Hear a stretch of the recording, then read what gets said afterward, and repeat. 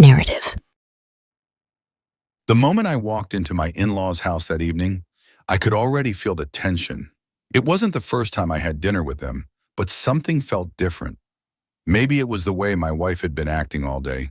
Short responses, a little too eager to check her phone, and completely uninterested in anything I had to say. But I shrugged it off. I was used to it by now. The dining table was set beautifully.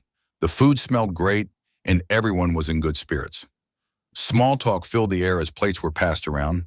Her parents, siblings, and a few extended family members were there, all engaged in the usual conversations about work, kids, and vacations. I was having a harmless chat with her cousin about a recent project I had been working on when my wife cut in, her voice dripping with amusement. "Oh, don't listen to him," she said, laughing. "He's always going on about his projects. But let's be honest, none of them ever lead to anything." I chuckled, thinking she was joking. But the way everyone else reacted told me otherwise. Some exchanged awkward glances. A few chuckled along with her. Others just avoided eye contact altogether. I tried to brush it off and continued eating. But she wasn't done. "Seriously, you guys should have seen him last month," she continued, shaking her head. "He tried to fix a cabinet in our kitchen, and it ended up even worse than before. I had to call someone to actually get it done right. I swear, I don't know how he gets through life sometimes."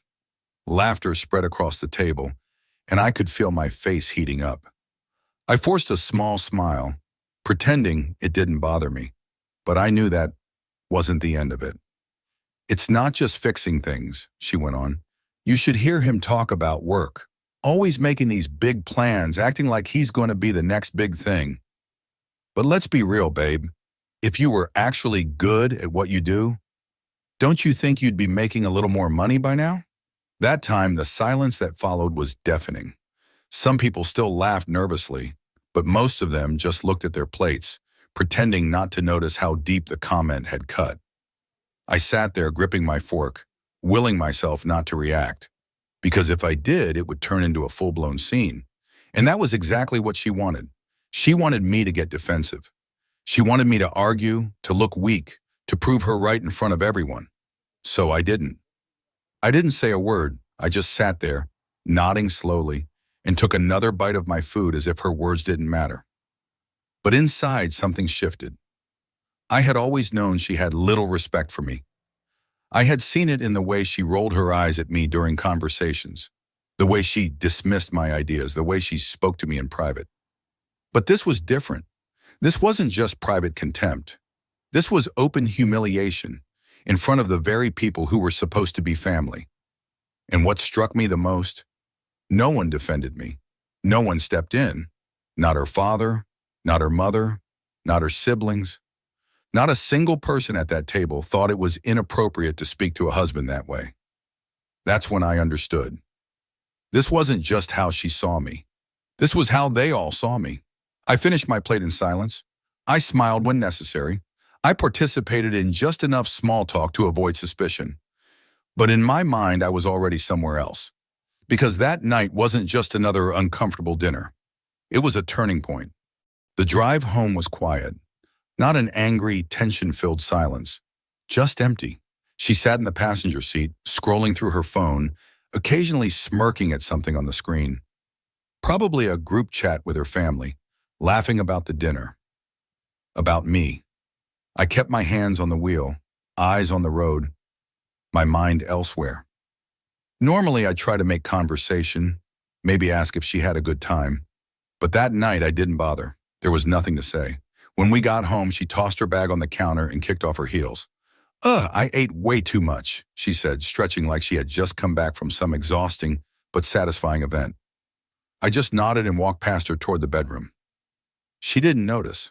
Or maybe she did and just didn't care. Lying in bed, I stared at the ceiling, listening to the faint sound of her laughing at something on her phone in the other room. That's when it really sank in. She felt nothing about what had happened. No guilt, no regret, not even the smallest concern about how I might have felt. Because to her, I wasn't worth considering. The next morning, she was her usual self. No mention of the dinner, no acknowledgement of anything she had said. She kissed my cheek before heading to work like it was just another day, as if in her mind there was no reason for things to be any different. And maybe that was the worst part. It wasn't like she had made a mistake, a slip of the tongue, a moment of carelessness that she'd later apologize for. No, this was just normal to her. For the first time, I saw it clearly. This wasn't a rough patch. This wasn't a communication issue. This was who she was. And the truth was, she had been like this for a long time. I just hadn't wanted to see it. I started noticing things I had ignored before.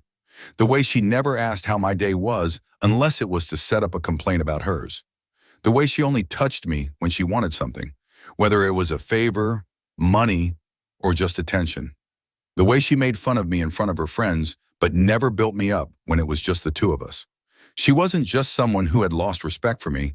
She had never had it to begin with, and I had let it happen. I had excused it, dismissed it, convinced myself it wasn't a big deal, that I was overthinking, that she was just joking, that if I worked harder, made more money, proved myself more, she'd finally see me as someone worthy of respect. But that night at dinner had confirmed something I should have realized a long time ago. It didn't matter how much I did. She would never respect me, because to her, I was already beneath her. That week, I tested something. I stopped trying. I didn't start conversations. I didn't check in on her day. I didn't make any effort to fill the silence. I just existed in the same space as her, waiting to see if she'd notice. She didn't. If anything, she seemed to enjoy the extra space. That was all the confirmation I needed. I wasn't her partner. I was just there. And if I was that irrelevant to her, then what was she to me? I didn't make an announcement. I didn't tell her I was upset or demand an apology. I didn't argue or try to make her see what she had done. I just stopped. Stopped asking how she was. Stopped waiting for her approval. Stopped trying to be something for her that she had never valued. Instead, I started focusing on myself. It wasn't some dramatic transformation overnight. It was subtle at first, small shifts in my priorities. I started waking up earlier, using that extra time for things I had neglected. I went back to the gym, something I had abandoned years ago, when she made it clear she found it pointless for me to care about my body. I started reading again, learning, investing in myself in ways that had nothing to do with her. At work, I took on new challenges. I volunteered for projects I would have ignored before, ones that required me to push past my comfort zone. And people noticed. My coworkers, my boss, they saw the change in my energy, my focus. I wasn't distracted anymore, wasn't drained by the weight of trying to be enough for someone who never saw my worth. The biggest shift, though, was how I carried myself. I stopped filtering my words around her, stopped hesitating before making decisions. I didn't ask for her opinion on things I used to, because her opinion no longer held the weight it once did. And she noticed. At first, she ignored it, acting as if nothing had changed. But over time, she started reacting in small, telling ways. When I came home from work later than usual and didn't offer an explanation, she glanced up from her phone, hesitated, then went back to scrolling. When I started dressing better, putting in effort in ways I hadn't before, she made a few offhanded remarks. Oh, trying to impress someone. But I didn't take the bait. I just shrugged, indifferent. The real shift happened the night she asked me to cancel my plans. It was a Friday, and for the first time in a long time, I had something lined up that didn't involve her. I had reconnected with some old friends, guys I had lost touch with over the years, and we had made plans to meet up. I had told her in passing, not expecting it to be a big deal. But as I was getting ready, she leaned against the doorway, arms crossed. So do you really have to go? I thought we could just stay in tonight. It wasn't an invitation. It was a test. Before, I would have caved. I would have told the guys something came up, stayed home, and watched her scroll through her phone while I sat there like an afterthought. But that night, yeah, I said, adjusting my watch. I do. And then I walked out the door. For the first time in our relationship, I wasn't waiting for permission.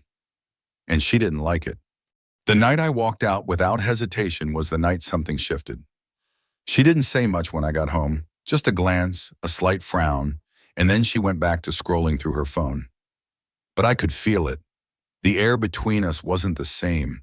For the first time, she felt it too, the absence of my attention. She didn't comment on my late nights at work right away.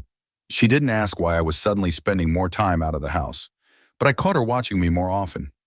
I'd be getting ready for the day, tying my tie or fixing my shirt, and I'd see her in the reflection of the mirror staring.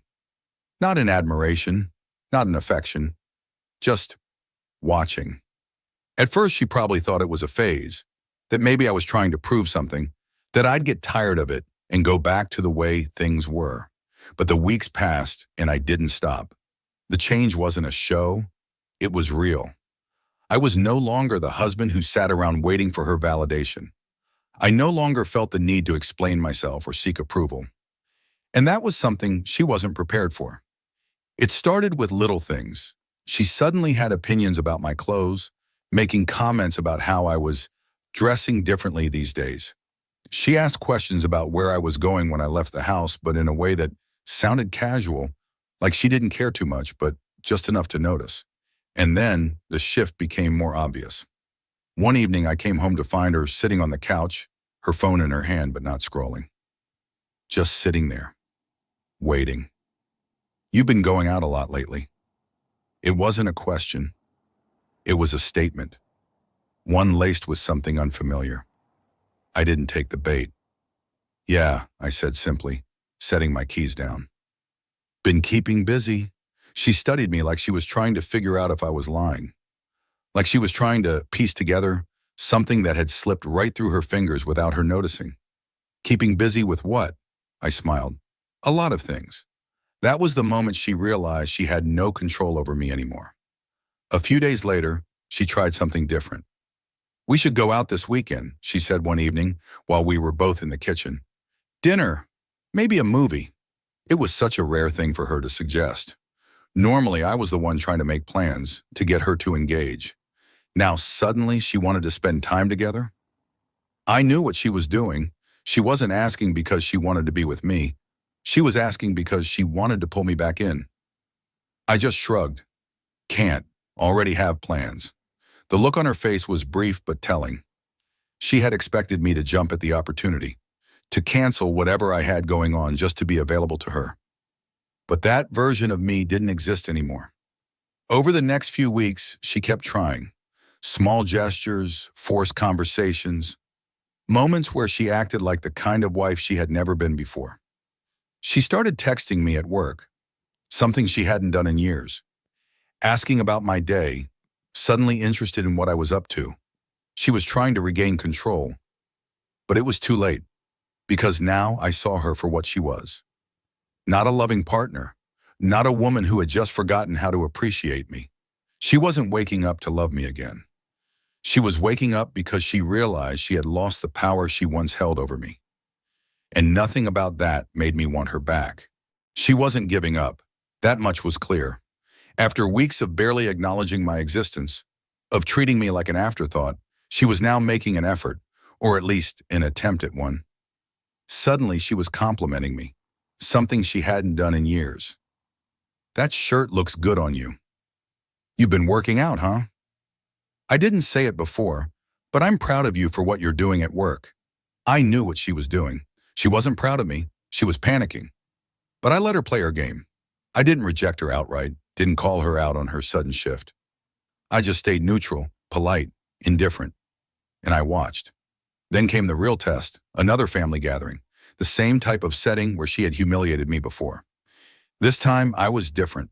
I walked into that house with confidence, no longer the man who sat quietly in the background. I greeted everyone, engaged in conversations, laughed without hesitation. I wasn't desperate for approval, wasn't clinging to the edges of conversations hoping to be included. And she felt it. I saw it in the way she hovered around me, almost as if she was trying to remind people that I was hers. She touched my arm more than usual, stood closer to me when I spoke. But she didn't expect what happened next. Her cousin, the same one I had been talking to the night she mocked me, struck up a conversation. This time it was different. "I heard you've been doing some great work lately," he said. "Seems like things are really taking off for you." I nodded. "Yeah, things are coming together. Feels good to be moving forward." I felt her stiffen beside me. She wasn't used to hearing people acknowledge me in a positive way. She wasn't used to me accepting praise without making some self-deprecating joke, something I used to do to make her comfortable. Then her mother, who had never once taken an interest in my career, joined in. "That's wonderful. We always knew you had potential." That was the moment she snapped.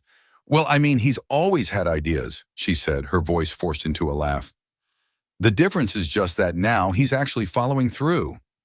It was subtle.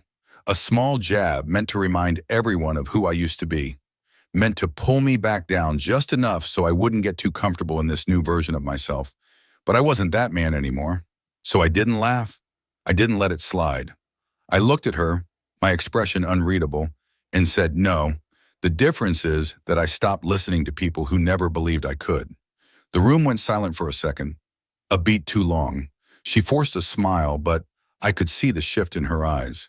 She realized at that moment that she had lost something she couldn't get back: respect, control, relevance. I turned back to her cousin, continuing the conversation like she hadn't even spoken. For the first time, she was the one left standing in the background. That moment at the family gathering had changed something. Not just for me, but for her. She felt it. I didn't have to say anything, didn't need to point it out. She knew. I had stopped orbiting around her, and the realization unsettled her. At home, she tried to act as if nothing had happened. She made dinner without being asked, tried to strike up conversations, even asked if I wanted to go out for drinks, something she had never suggested before. But I saw through it. She wasn't suddenly interested in me. She was just desperate to reclaim her place as the center of my world. And I wasn't giving it back. One evening, as I was getting ready to head out, she stood in the doorway watching me. "Are you going out again?" Her voice was careful, controlled, but I could hear it, the frustration underneath. "Yeah." "With who?" "Friends," she scoffed, crossing her arms. "You've been doing that a lot lately. I barely see you anymore." I didn't respond right away. I just finished fixing my watch and turned to face her. "You never cared about that before." Her face faltered for half a second, just enough time for me to see the crack in her act. "That's not true," she said quickly. "I just think maybe we should be spending more time together. You know, working on things. Working on things." I almost laughed. For years, she had treated me like an accessory, something that was just there, existing in her world but never important enough to matter. Now that I had stopped playing that role, she wanted to work on things. "We don't have anything to work on," I said simply. Her arms tightened over her chest. "What's that supposed to mean?" "It means I see things clearly now, and so do you." She opened her mouth, then closed it. Because she knew. She had always known. I grabbed my keys and walked toward the door. I expected her to say something, to yell, to argue, to try to manipulate me into staying, but she didn't. She just stood there. Because for the first time in our entire relationship, she had no power over me. And she knew that nothing she could say would change what was coming next. I was done. Not in a dramatic, angry way, not with hatred or resentment. I was just done. The moment I walked out that door, she became irrelevant, just like she had made me feel for years. Our story has come to an end. If you've made it this far, how about subscribing to our channel? It helps us immensely. I've selected 2 other videos for you that I'm sure you'll enjoy. Feel free to click on them. I'll be waiting for you in the next story. See you soon.